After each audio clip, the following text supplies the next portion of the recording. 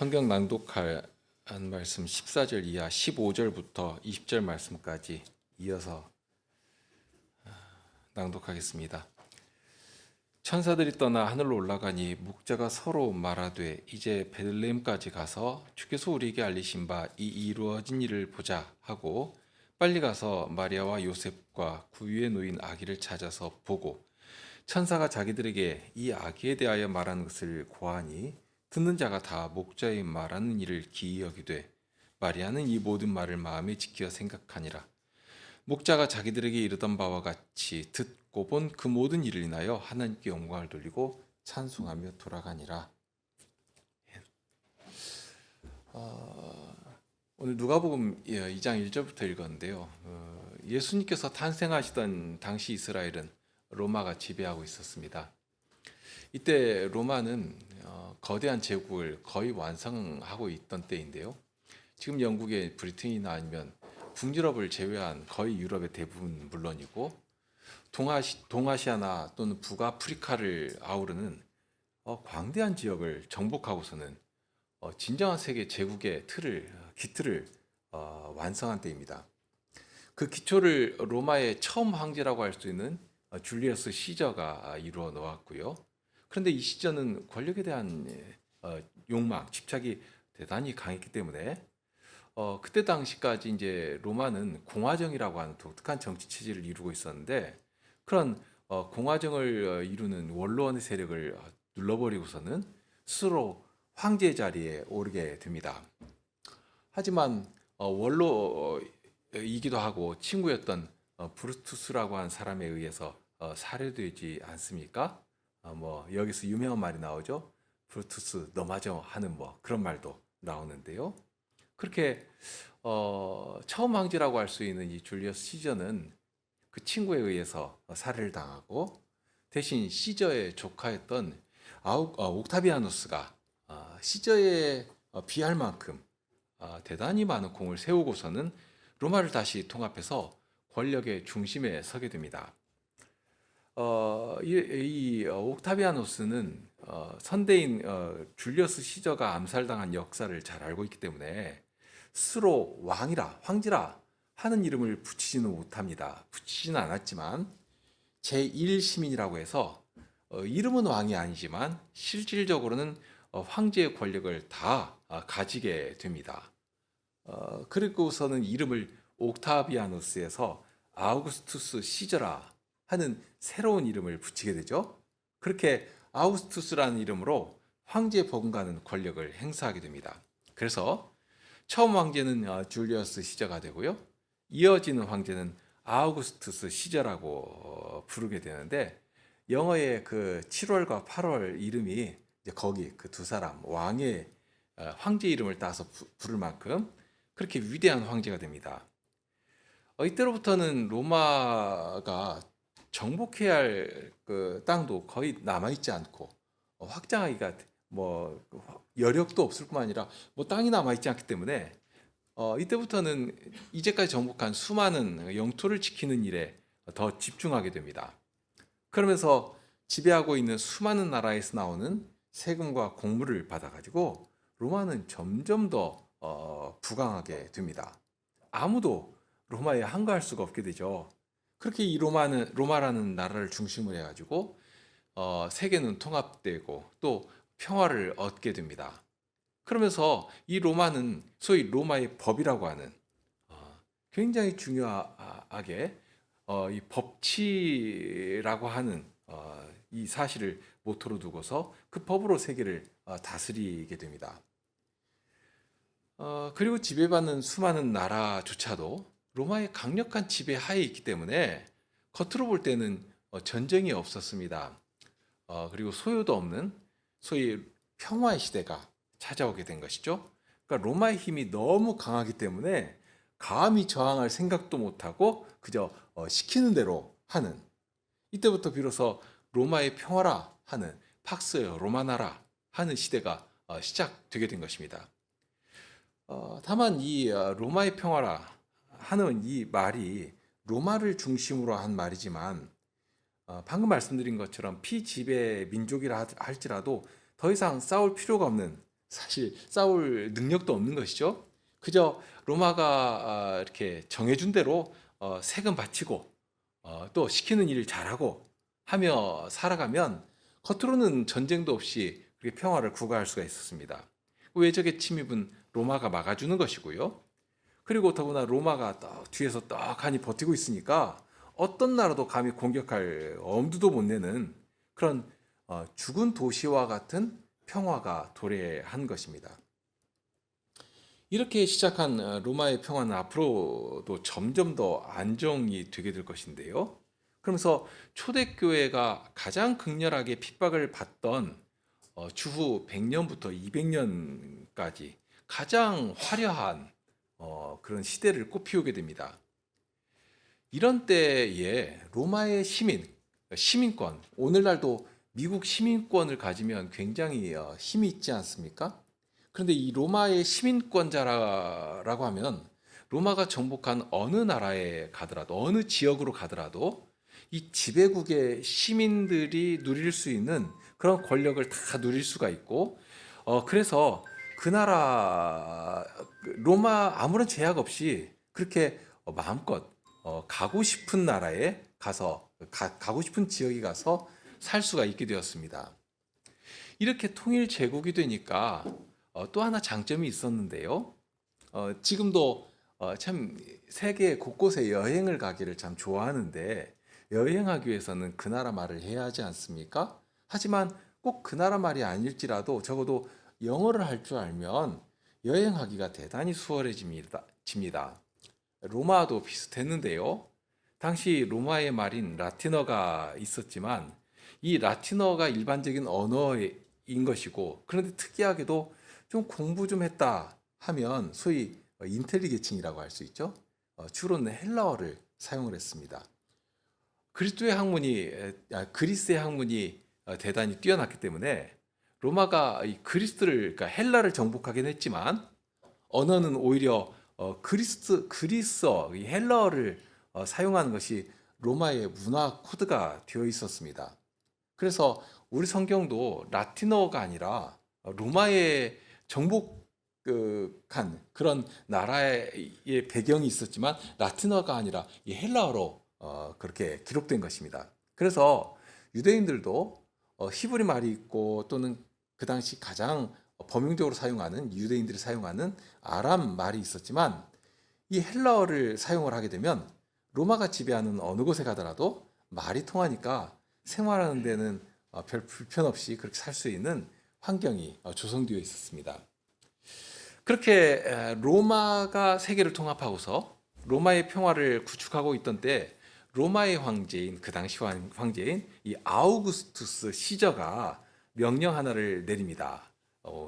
누가 보면 2장을 읽었는데요. 바로 거기에 나온 내용이죠.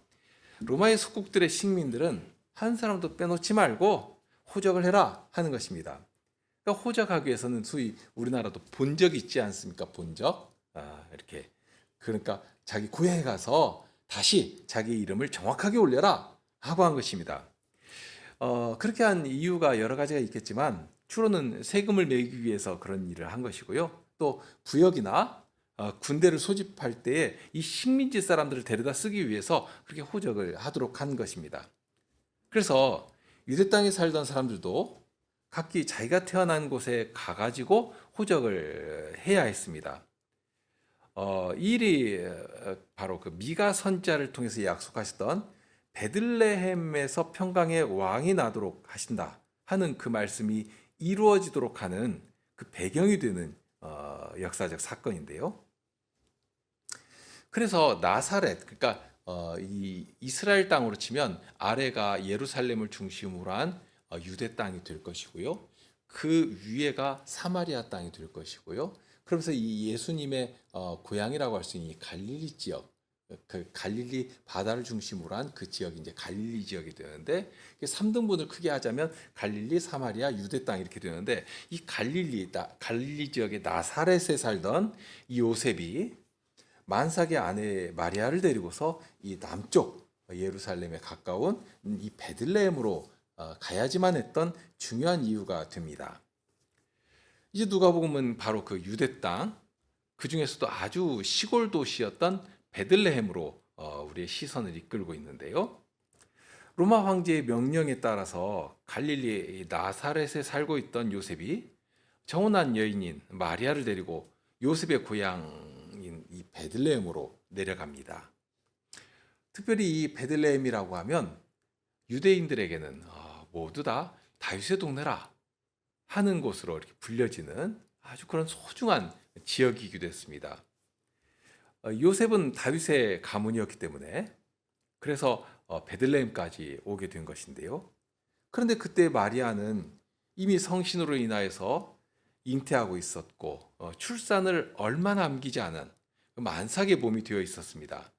그런 만삭의 몸을 이끌고 이 베들레헴까지 오게 되었는데 나사렛에서 베들레헴까지는 최소 일주일이 넘도록 가야 하는, 그러니까 말 타고 군인들이 막 내달리면야 한 2, 3일에 갈 수도 있겠지만, 그러나 일반 서민들이 기껏 나귀를 동원했을지 아니면 그냥 등에 보찜 하나 지고서 내려간 것인지 그렇게 걸어가야 하는 것이니까 그렇게 되면 최소한 일주일이 넘는 기간을 가야 하는 그런 먼 거리고요.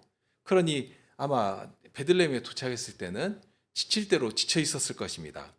건장한 사람도 힘들 것인데 만삭의 여인이 그런 여행을 한다는 것은 누가 보더라도 상당히 무리한 여행인 것이 틀림없습니다. 그러니 베들레헴에 도착한 요셉이 가장 먼저 한 곳은 이 아내 마리아가 편히 쉴 곳을 찾는 것 아니었겠습니까? 언제 출산할지도 모르는 것이고, 그리고 이 베들레헴이라고 하는 도시는 성읍은 큰 곳이 아닙니다. 이게 언덕에 올라가면 한눈에 다 볼 수 있을 만한 그런 작은 동네입니다. 그러니 그런 작은 동네에 여행자들을 위한 숙소가 몇이나 있었을까, 하나나 있을까, 둘이나 있을까 할 만한 그런 곳이기도 합니다. 그런 곳인데 호적을 하러 온 사람들이 요셉 부부만 있었던 것은 아니었지 않겠습니까?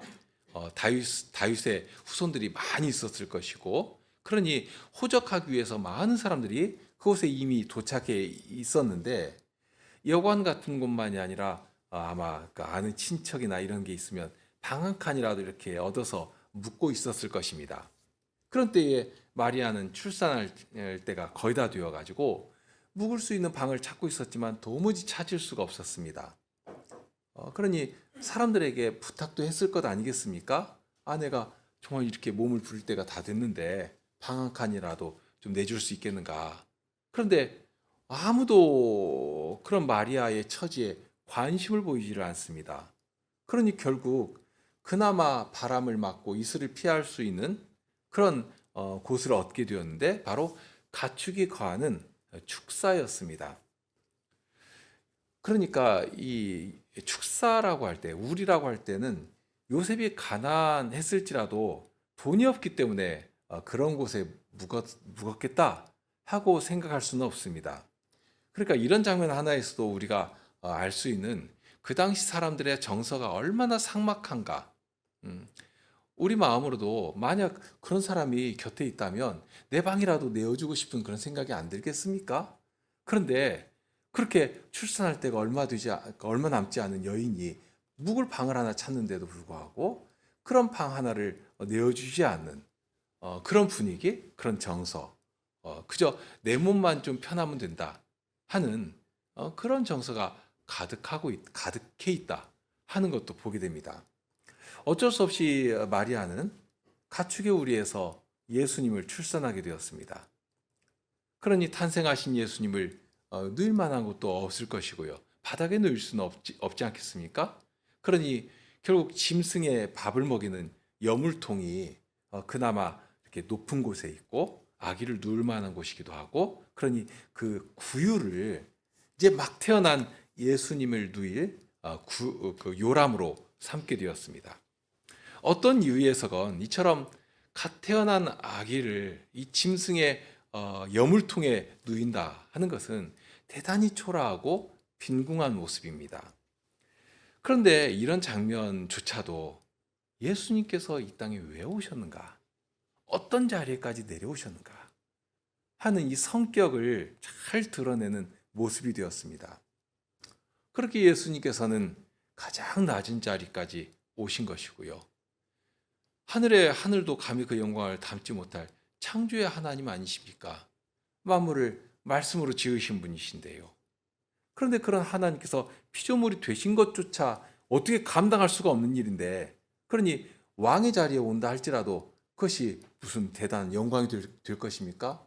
그처럼 비참한 자리가 없을 것인데, 이렇게 오실 때 사람으로서도 말할 수가 없이 비참하고 낮은 자리에 내려오셨다 하는 것입니다. 처음 나실 때부터 세상의 모든 질고를 지고 가시는 그런 우리의 주님이시다 하는 사실을 이런 장면에서도 보여주고 있습니다. 빌립보서 2장 6절 이하의 말씀이 그렇죠.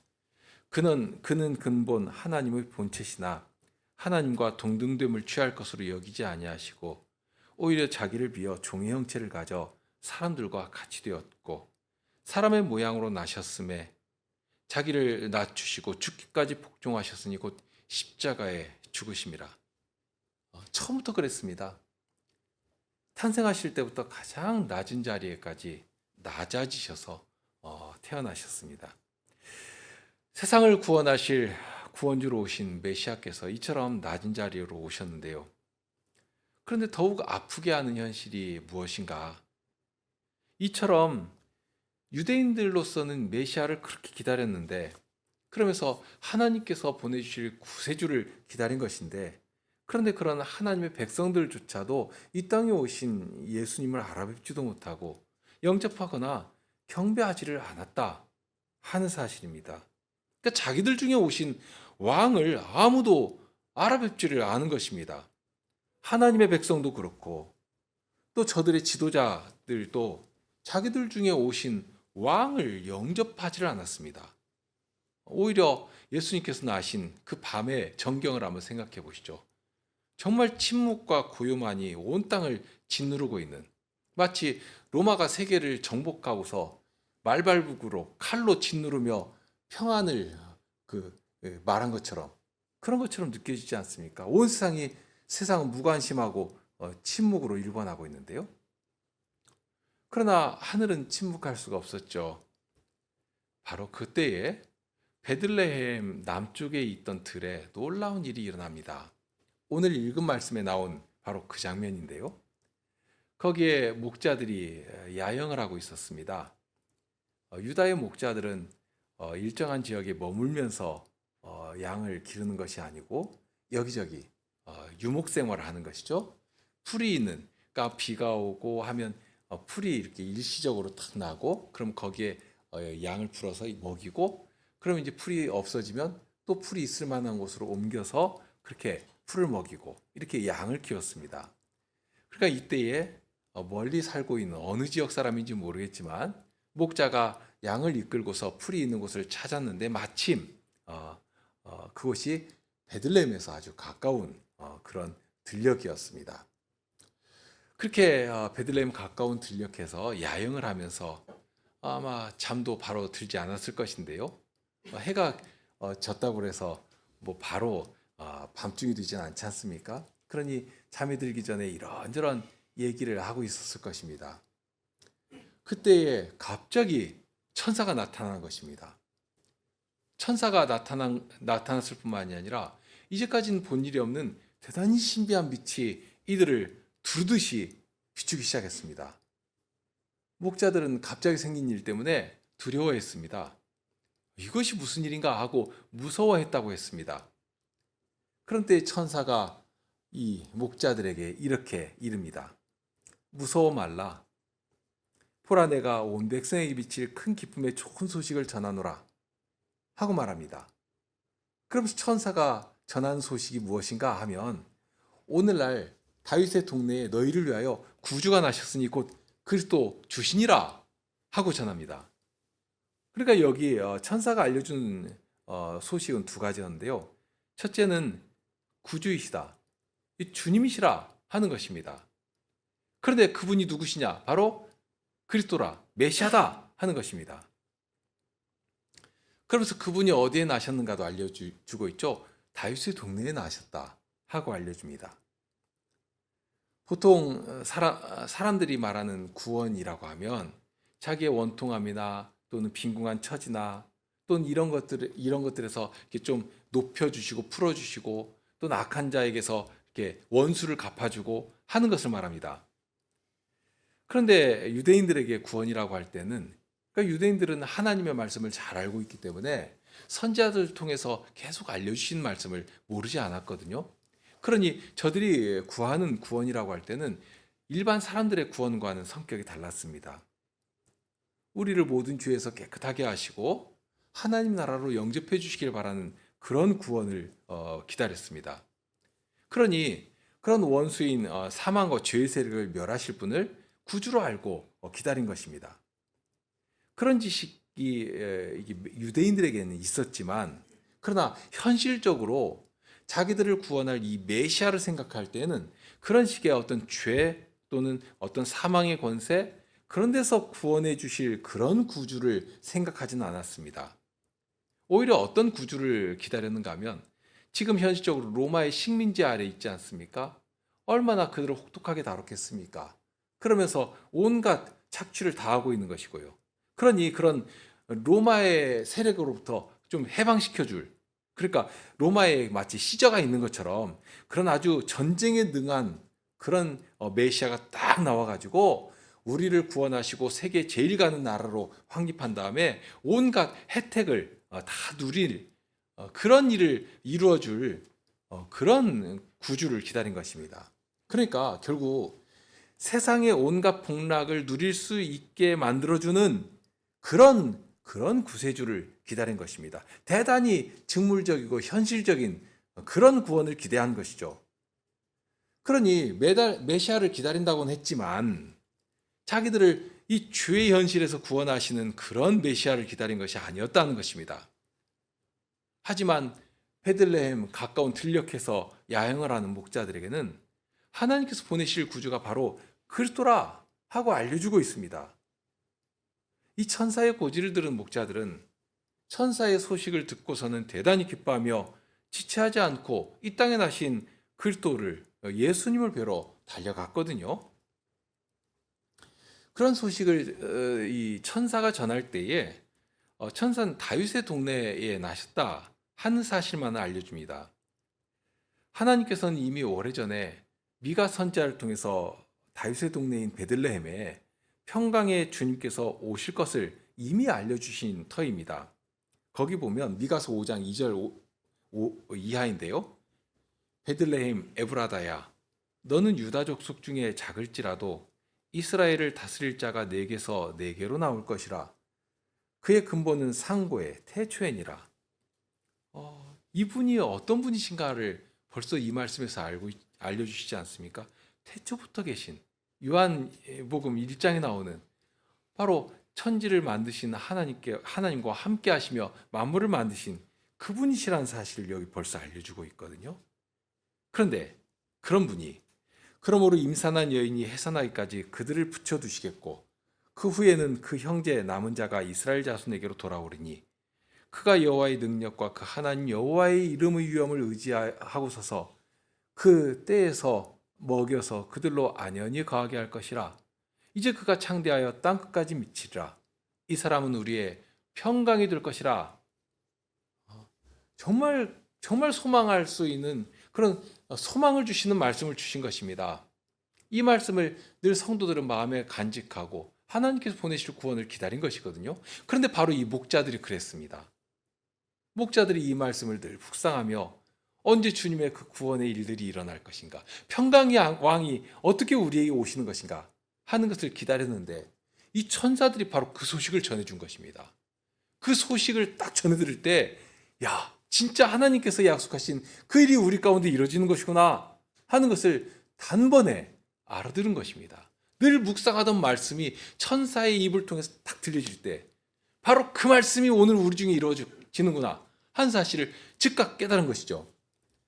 그런데 반면에 유대 지도자들은 어땠는가?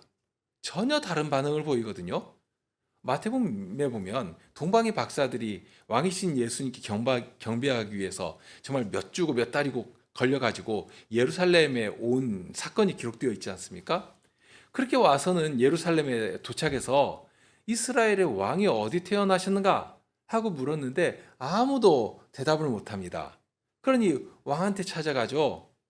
그렇게 왕에게 물으니까 왕도 알지를 못하고, 그러니 주변에 있던 제사장들이나 서기관들을 불러가지고 물어보니까 비로소 대답을 합니다.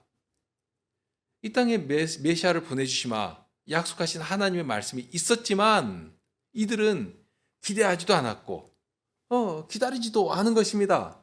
그저 책 속에만 있는 어떤 죽은 지식이죠. 머릿속에만 맴도는 그런 지식이 전부였습니다. 그것과 비교할 때 이 목자들은 전혀 그렇지 않았습니다. 천사들의 고지를 들을 때 목자들은 바로 하나님께서 약속하신 말씀이 오늘 저 다윗 동네에서 이루어지고 있구나. 저기에 바로 우리를 구원하실 메시아가 오셨구나 하는 사실을 즉시 알아들은 것입니다. 분명 다윗의 동네라고만 말했거든요. 이 천사는. 그렇게만 말해도 목자들은 다윗의 동네는 바로 저기 우리 눈앞에 있는 베들레헴이다 하고 알고서는 즉시 그곳으로 달려갔습니다. 목자들이 머무던 곳이 이 베들레헴에서 아주 가까운 곳이었습니다. 그러니까 한밤중이라도 단걸음에 달려갈 수 있는 곳이었고요. 그런 베들레헴 가까운 곳에서 야영을 하고 있던 터라 아마도 목자들은 그 밤에도 그 베들레헴에 대한 이야기를 나누었지 않겠습니까? 미가 선지자를 통해서 하신 약속의 말씀도 생각했을 것이고요. 하나님께서 저곳 다윗 동네에 평강의 왕을 보내주신다고 약속하셨는데 과연 어떤 분이 오실 것인가, 또 언제 오실 것인가 하고 그 밤을 이렇게 채우고 있었을 것입니다. 그런 때에 천사가 나타나서 이런 소식을 전해주니까 얼마나 기뻤겠습니까? 모두가 다 즉시 알아듣고서는 참으로 기쁨 가운데 달려갔거든요. 자, 이런 소식을 전한 후에 천사가 이어서 계속 말합니다. 그러면 너희가 그곳에 나신 분이 바로 하나님께서 약속하신 구주시오 곧 메시아시다 하는 사실을 어떻게 확인할 수 있는 것이냐? 자, 표적이 있다. 이 표적을 보면 이 말이 사실이라는 것을 너희도 확신할 수 있을 것이다 하고서는 표적을 하나 알려주십니다. 목자들은 이 일을 이렇게 목격하고 전하는 그 증인들이었기 때문에 그 사실에 대해서 아주 확신을 가져야지만 합니다. 아주 분명하다, 틀림없다 하고 확신을 가져야 되기 때문에 그만큼 분명한 표적을 이렇게 보여주신 것입니다.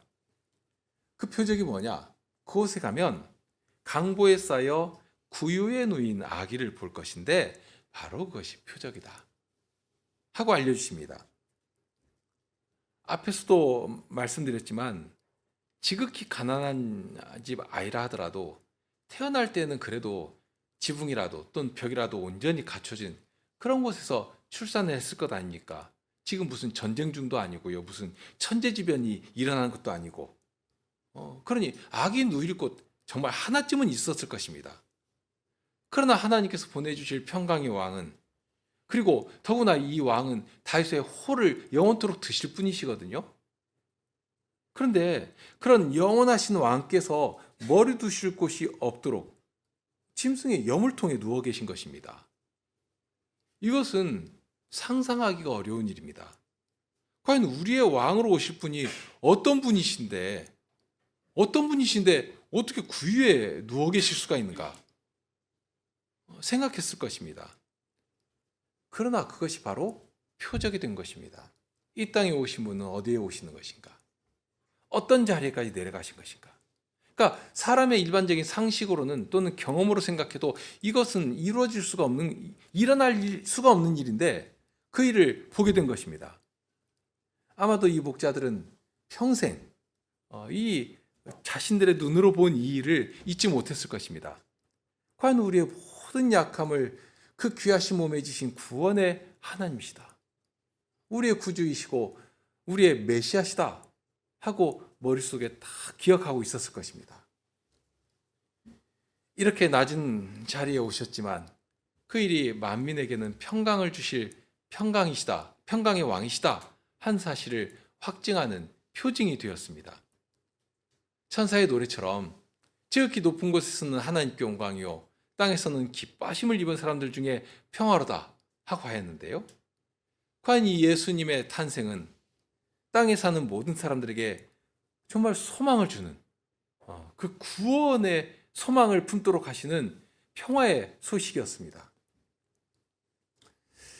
이 그러니까 목자들은 천사의 찬송이 끝나기가 바쁘게 베들레헴으로 달려갑니다. 가는데 우리에게 알리신 바 이루어진 일을 보자 하고 빨리 갔다고 나옵니다. 우리에게 알리신 바 이루어진 일입니다. 그러니까 이 목자들이 기다리고 있었던 것이 그렇게 늘 마음에 담고 소망하고 있었던 일이 무엇이었는가 하는 것을 여기서 알 수가 있죠. 우리에게 알려주신 그 일을 보고자 하는, 그러니 빨리 달려간 것입니다. 그러니까 혹시 지금 깜깜해서 혹시 가다가 무슨 일이 있을지 모르고, 지금 양들도 이렇게 돌담으로 막아 놓은 곳에 있는지 아니면 그냥 헝 터진 들녘에 있는 것인지 모르지만, 이 양 위험하니까 날이 밝으면 그때 가자, 혹은 지금은 좀 피곤하니까 좀 잠 좀 자고 쉬다가 밝을 때 가자, 그렇게 하지 않았습니다. 어두웠지만, 양들이 걱정이 될 수도 있었지만, 그러나 주님의 구원을 목격한 일이 너무나 다급한 것입니다. 우리도 그렇지 않습니까? 뭐 소망하는 일이 눈앞에 딱 보이면, 심지어는 어떤 구매하기를 원하는 무슨 물건이 하나 딱 나오면 그 지체합니까? 정신없이 달려가는데, 이 목자들 마음속에 강하게 남아있는 그 소망이, 그 열정이 어떤 것이었는가 하는 것이죠. 조금도 지체할 수가 없는 것입니다. 얼마나 하나님께서 보내실 그 일을 마음에 담아두고 사모하고 살았는가 하는 것을 이 장면 하나에서도 능히 알 수가 있게 되지 않습니까? 그러니까 이 목자들은 그렇게 천사들이 말해준 그 소식을 따라서 베들레헴으로 갔습니다. 그리고 불과 얼마 되지 않아서 아기 예수님을 찾을 수가 있었는데요. 말씀드린 것처럼 베들레헴이 그렇게 크지 않은 동네이기 때문에, 더구나 구유의 아기가 태어났다 하는 소문은 금세 동네에 퍼졌을 것 아닙니까? 이미 그곳에는 아이가 태어난 일로 인해서 뭐 이렇게 사람들이 와 있었을 수도 있고요, 도와주러 왔을 수도 있고, 뭐 이게 뭔 일인가 하고 구경 온 사람들도 있었을 것이고요. 자, 그런 사람들이 있는 곳에 이 목자들이 와서 하나님의 구원을 전하는 것입니다. 그러니까 천사들 통해서 이렇게 알려주신 그 하나님의 구원을 목격했을 때 이 천사들은 다른 것 하지 않았거든요. 하나님의 구원의 소식을 전하면서 찬송하면서 전했습니다. 이런 모습은 세례 요한 아버지인 사가랴의 경우에도 목격할 수 있는데요. 사가랴도 하나님께서 그 입을 열어주실 때 가장 먼저 한 일이 하나님을 찬송하는 것이었습니다. 하나님께서 이루실 구원을 찬송하며 전했거든요. 우리로 원수의 손에서 건지심을 입고 종신토록 주의 앞에서 정결과 의로 두려움이 없이 섬기게 하리라. 이는 우리 하나님의 긍휼을 인함이라. 이로써 돋는 해가 위로부터 우리에게 임하여 어둠과 죽음의 그늘에 앉은 자에게 비추고 우리 발을 평강의 길로 인도하시리로다 하고, 하나님의 구원을 감사하며 노래로 찬송하며 하나님께 영광을 돌리는 일을, 그러니까 전하며 영광 돌리는 일을 먼저 했습니다. 이 목자들도 마찬가지였습니다. 과장하거나 자기들의 말을 만들어내지 않습니다. 그저 보고 들은 그대로 전해주었습니다. 하나님께서 당시에 많은 유능한 사람들이 있고 또 권세 있는 사람들이 있었지만 그들을 증인들로 택하지 않았습니다. 어찌 보면 아무 힘도 없는 무명한 사람들에게는 별로 중요하게 여김받지도 못한 지극히 이 평범한 사람들에게 하나님의 구원을 보여주시고 목격하게 하시고 증인으로 살아가도록 전하도록 하신 것입니다. 이 사람들은 하나님의 구원의 소식을 들을 때 대단히 기뻐했습니다. 하나님의 언약을 생각하며 감사한 사람들이었습니다. 어떻게 그렇게 감사한 자리에 갈 수 있었던가? 늘 하나님의 말씀을 묵상하며 주야로 묵상하며 그 말씀을 부여잡고 살아간 사람들이었기 때문입니다. 하나님의 구원을 늘 소망하는 사람들이었기 때문입니다. 반면 유대의 지도자들, 권세 있는 자들, 또는 수많은 지식인들, 이 사람들은 예수님께서 탄생하셨을지라도 알지를 못했습니다. 물었을 때 서로 모여가지고 머리를 맞대고 생각하고서야 겨우 하나님의 언약이 하나님의 말씀이 여기에 담겨 있다 하고 그렇게 생각하는 정도의 사람들이었습니다. 그러니 목자들이 사회에서는 존경받는 사람도 아니고 뛰어난 사람도 아니었지만 단 하나 그렇게 주님의 구원을 보고 전하며 증거할 증인으로 부르심 받은 것입니다. 하나님의 율례를 늘 즐거워했기 때문에, 그 율법의 말씀을 주야로 묵상했기 때문에 그 자리에 쓰임 받은 것입니다. 하나님께서는 우리에게도 별다른 것, 크고 기이한 것 기대하시는 것이 아닙니다. 하나님의 나라는 세상의 권세와 힘으로 건설되는 나라가 아닙니다. 만일 그런 식이었다면 처음부터 그렇게 하나님의 나라를 친히 그 권능으로, 권세로 세우셨을 것입니다. 그러나 하나님의 나라는 그렇게 세워진 나라가 아니었거든요. 오로지 하나님의 말씀과 그 말씀 앞에 순복하는 주의 백성들의 헌신과 봉사를 통해서 세워진 나라입니다.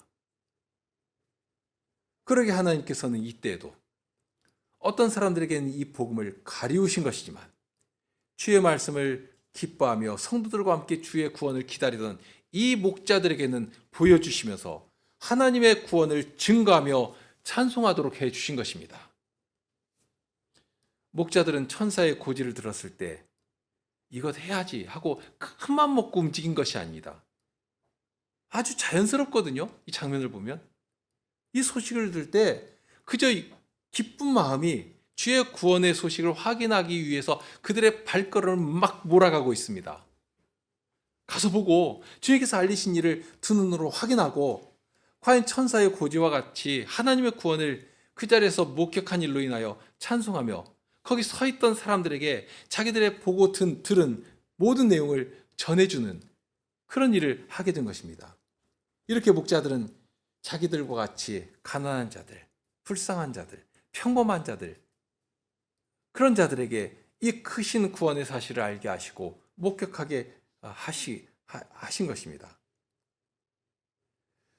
정리하겠습니다. 로마라는 나라가 세상 사람들 보기에는 대단히 크고 위대한 나라이지만 하나님께서 보실 때에는 뜨인 돌에 부딪혀 먼지가 되어 사라질 철과 같은 나라에 불과했습니다. 그런 나라를 하나님께서 강하게 하신 이유가 무엇인가? 하나님께서는 만세전부터 계획하신 일이 있습니다. 그 일을 이루실 때는 세상 역사까지라도 주관하여 가십니다. 때가 되었을 때 로마를 강성하게 하시고 그 나라의 황제를 통해 호적하라 명하게 하셨습니다. 그 명령에 따라 나사렛에 살던 요셉이 베들레헴까지 가게 되었고 결국 그곳에서 예수님은 탄생하셨습니다. 이처럼 로마라는 나라의 역사까지라도 진행하셔서 작은 고을 베들레헴이라는 곳에 평강의 왕이 탄생하시리라 약속하신 말씀을 이루게 하셨습니다. 또한 탄생하실 때에도 가장 낮은 자리 구유에 누이셔서 우리의 모든 질고를 지고 가시는 어린 양이 되심을 이처럼 탄생하실 때부터 알게 하셨습니다. 더욱이 이런 일을 세상의 유력자들에게, 세상의 이름 있는 자들에게 알리지 아니하시고 주님의 말씀을 사모하며 그 말씀을 마음에 두고 살아가는 신실한 백성들에게 알게 하셨습니다. 알려주시며 주님의 구원을 보고 찬송하며 증거하게 하셨습니다. 아무도 몰랐지만 그러나 하나님의 말씀에 민감한 성도들인 이 목자들은 천사의 고지를 들을 때에 기뻐하며 주님 나신 곳을 향해 달려갔습니다. 기쁜 소식이 이 목자들을 움직여간 것이고 사람들 앞에서 그 복된 소식을 전하는 증인이 되게 해 주셨습니다. 이렇게 함께 평강의 왕에 탄생하신 일에 대해 증인이 되게 하셨고 힘써 그 자리에 서 있는 사람들과 함께 하나님께 영광을 돌리도록 해주신 것입니다. 기도하시죠.